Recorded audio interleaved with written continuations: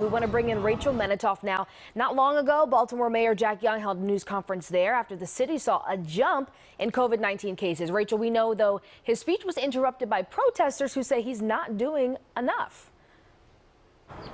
That's right, Nicole. The new testing site was announced today. It's right outside the Rawlings Conservatory in Druid Hill Park. This is the second community testing site, and Mayor Young says a third one is on the way. But as you mentioned, today's press conference was interrupted by a group advocating for permanent housing and better protection against COVID-19 for the city's homeless community. The city of Baltimore stands at 1,542 positive cases of coronavirus. Mayor Young announced the city's second community testing site in Druid Hill Park. This walk-up site opened today and requires an appointment and a doctor referral.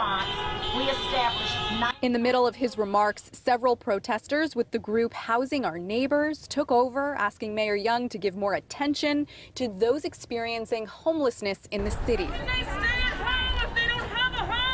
Demonstrators proceeded to honk throughout the press conference. They tell WJZ they honked 32 times to represent the 32 homeless individuals who have died in Washington, D.C. and New York. We also heard from the city's chief financial officer this afternoon. He says the current year-end shortfall is about $42 million. The pandemic has resulted in significant economic downturn for many businesses.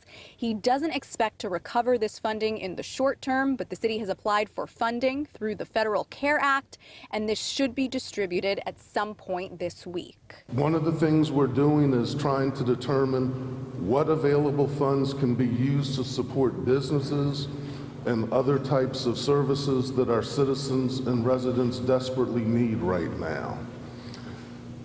What we don't want to do is use the city's budget stabilization reserve, formerly, commonly known as the rainy day fund. The chief financial officer says the city is trying to avoid layoffs, and they're now talking to local unions about how exactly to do that. We're live outside City Hall. I'm Rachel Menitoff for WJZ.